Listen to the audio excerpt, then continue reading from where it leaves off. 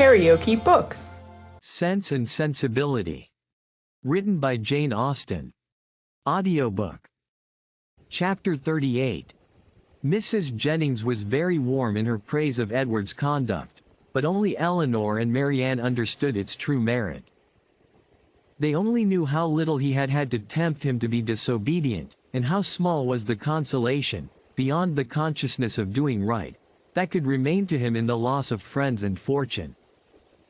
Elinor gloried in his integrity, and Marianne forgave all his offenses in compassion for his punishment.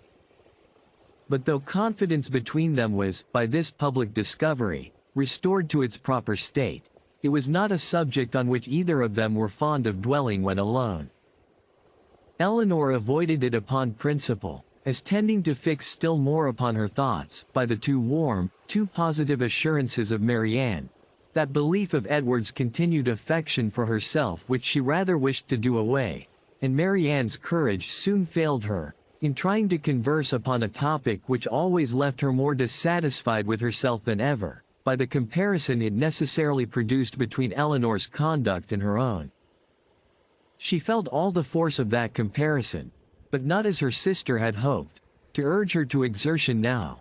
She felt it with all the pain of continual self-reproach, regretted most bitterly that she had never exerted herself before, but it brought only the torture of penitence, without the hope of amendment.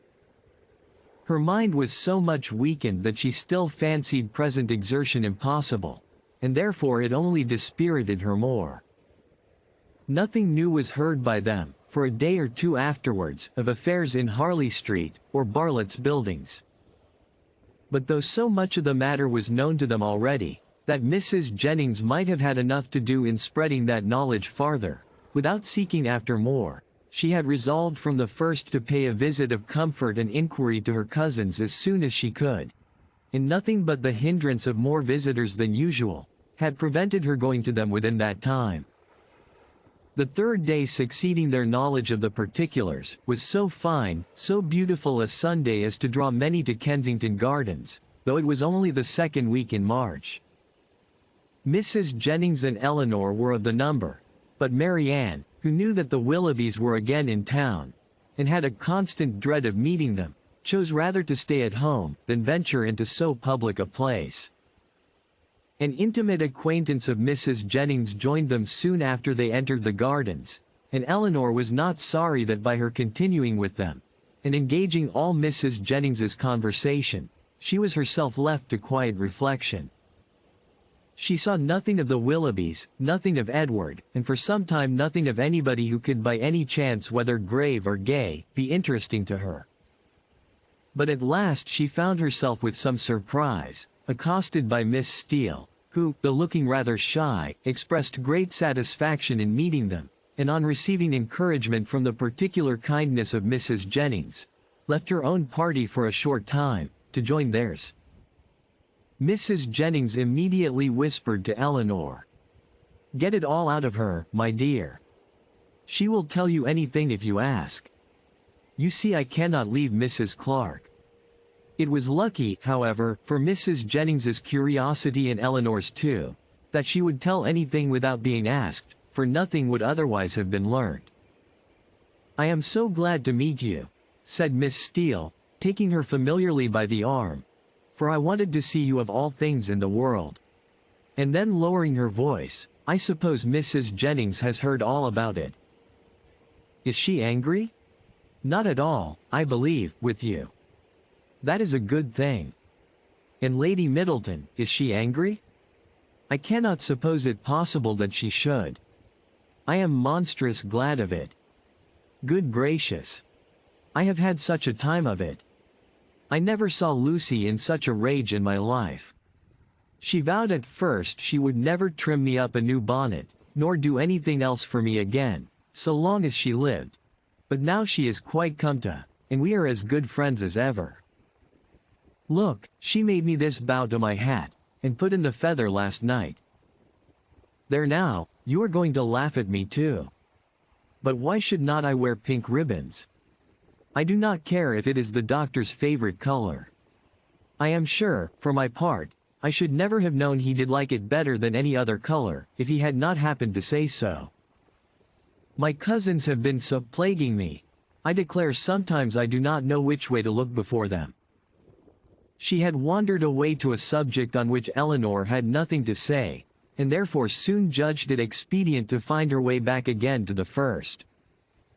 "Well, but Miss Dashwood," speaking triumphantly, "people may say what they choose about Mr. Ferrars's declaring he would not have Lucy, for it's no such thing I can tell you, and it is quite a shame for such ill-natured reports to be spread abroad.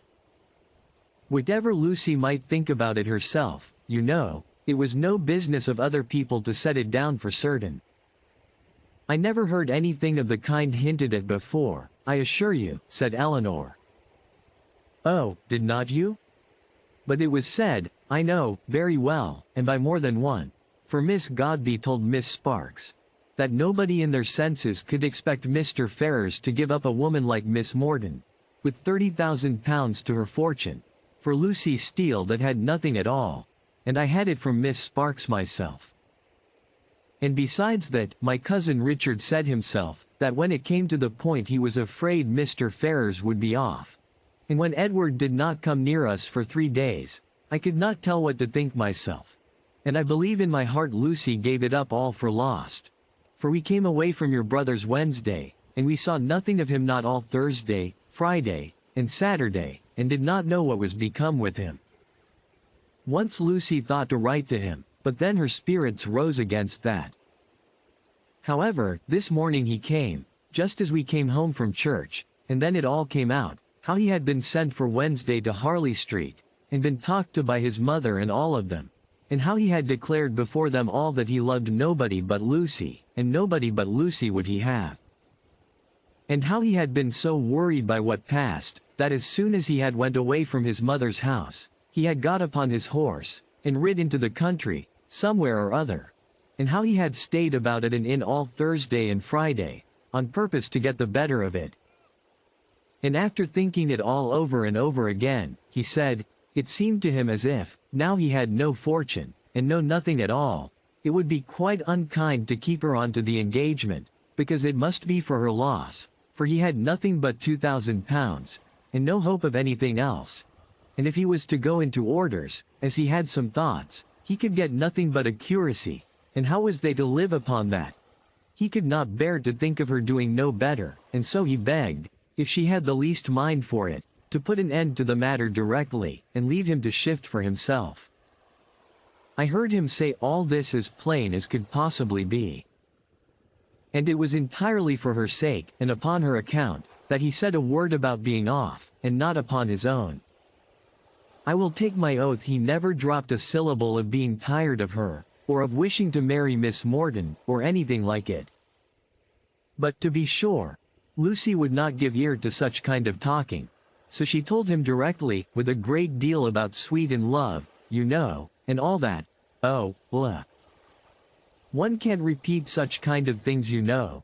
She told him directly, she had not the least mind in the world to be off, for she could live with him upon a trifle, and how little soever he might have, she should be very glad to have it all, you know, or something of the kind.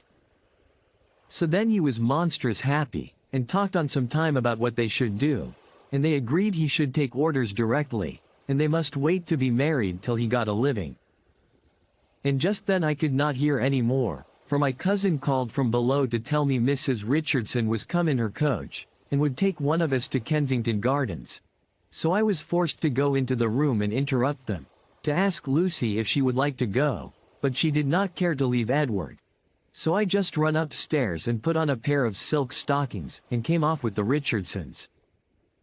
I do not understand what you mean by interrupting them, said Eleanor. You were all in the same room together, were not you? No, indeed, not us. Miss Dashwood, do you think people make love when anybody else is by? Oh. For shame, to be sure you must know better than that. Laughing affectedly. No, no, they were shut up in the drawing-room together, and all I heard was only by listening at the door. How? Cried Eleanor. Have you been repeating to me what you only learnt yourself by listening at the door? I am sorry I did not know it before, for I certainly would not have suffered you to give me particulars of a conversation which you ought not to have known yourself. How could you behave so unfairly by your sister? Oh, well, there is nothing in that. I only stood at the door and heard what I could. And I am sure Lucy would have done just the same by me, for a year or two back, when Martha Sharp and I had so many secrets together, she never made any bones of hiding in a closet, or behind a chimney board, on purpose to hear what we said. Eleanor tried to talk of something else. But Miss Steele could not be kept beyond a couple of minutes, from what was uppermost in her mind. Edward talks of going to Oxford soon, said she, but now he is lodging at No. Pall Mall. What an ill-natured woman his mother is, ain't she? And your brother and sister were not very kind. However, I shan't say anything against them to you, and to be sure they did send us home in their own chariot, which was more than I looked for. And for my part, I was all in a fright for fear your sister should ask us for the huswives she had gave us a day or two before, but, however, nothing was said about them, and I took care to keep mine out of sight. Edward have got some business at Oxford, he says, so he must go there for a time, and after that, as soon as he can light upon a bishop, he will be ordained. I wonder what curacy he will get, good gracious. Giggling as she spoke, I'd lay my life I know what my cousins will say, when they hear of it. They will tell me I should write to the doctor, to get Edward the curacy of his new living. I know they will, but I am sure I would not do such a thing for all the world. I shall say directly, I wonder how you could think of such a thing. I write to the doctor, indeed. Well, said Eleanor, it is a comfort to be prepared against the worst. You have got your answer ready. Miss Steele was going to reply on the same subject, but the approach of her own party made another more necessary. Oh, here come the Richardsons. I had a vast deal more to say to you, but I must not stay away from them not any longer. I assure you they are very genteel people. He makes a monstrous deal of money, and they keep their own coach. I have not time to speak to Mrs. Jennings about it myself, but pray tell her I am quite happy to hear she is not in anger against us, and Lady Middleton the same, and if anything should happen to take you and your sister away, and Mrs. Jennings should want company, I am sure we should be very glad to come and stay with her for as long a time as she likes. I suppose Lady Middleton won't ask us any more this bout. Goodbye, I am sorry Miss Marianne was not here. Remember me kindly to her. If you have not got your spotted muslin on, I wonder you was not afraid of its being torn. Such was her parting concern, for after this, she had time only to pay her farewell compliments to Mrs. Jennings, before her company was claimed by Mrs. Richardson, and Eleanor was left in possession of knowledge which might feed her powers of reflection sometime, though she had learnt very little more than what had been already foreseen and foreplanned in her own mind. Edward's marriage with Lucy was as firmly determined on, and the time of its taking place remained as absolutely uncertain, as she had concluded it would be. Everything depended, exactly after her expectation, on his getting that preferment, of which, at present, there seemed not the smallest chance. As soon as they returned to the carriage, Mrs. Jennings was eager for information, but as Eleanor wished to spread as little as possible intelligence that had in the first place been so unfairly obtained, she confined herself to the brief repetition of such simple particulars, as she felt assured that Lucy, for the sake of her own consequence, would choose to have known. The continuance of their engagement, and the means that were able to be taken for promoting its end, was all her communication, and this produced from Mrs. Jennings the following natural remark. Wait for his having a living, we all know how that will end. They will wait a 12-month, and finding no good comes of it, will set down upon a curacy of £50 a year, with the interest of his £2,000, and what little matter Mr. Steele and Mr. Pratt can give her. Then they will have a child every year. And Lord help him! How poor they will be, I must see what I can give them towards furnishing their house. 2 maids and 2 men, indeed, as I talked of t'other day. No, no, they must get a stout girl of all works. Betty's sister would never do for them now. The next morning brought Eleanor a letter by the 2-penny post from Lucy herself. It was as follows.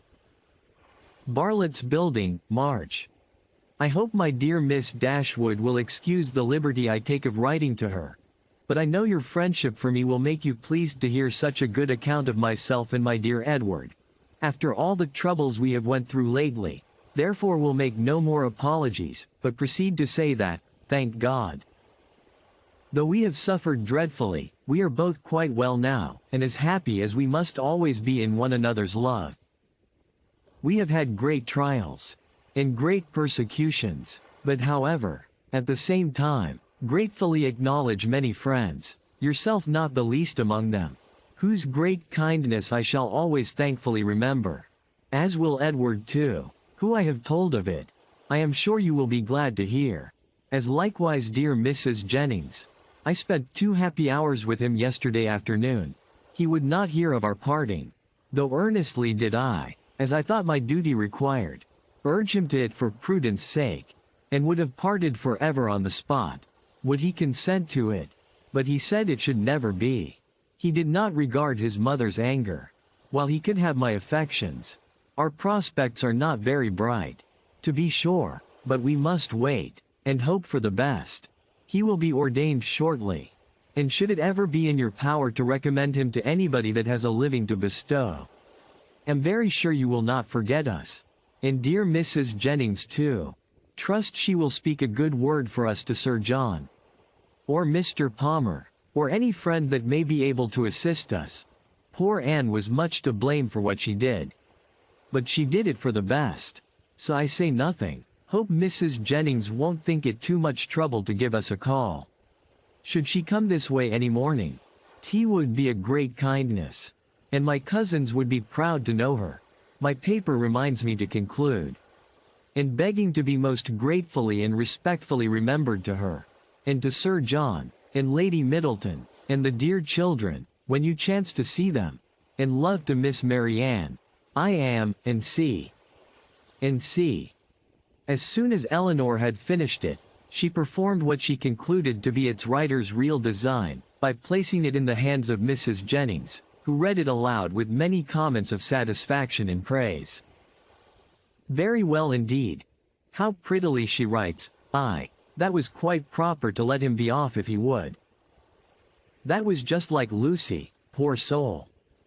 I wish I could get him a living, with all my heart. She calls me dear Mrs. Jennings, you see. She is a good-hearted girl as ever lived, very well upon my word. That sentence is very prettily turned. Yes, yes, I will go and see her, sure enough. How attentive she is, to think of everybody. Thank you, my dear, for showing it me. It is as pretty a letter as ever I saw, and does Lucy's head and heart great credit.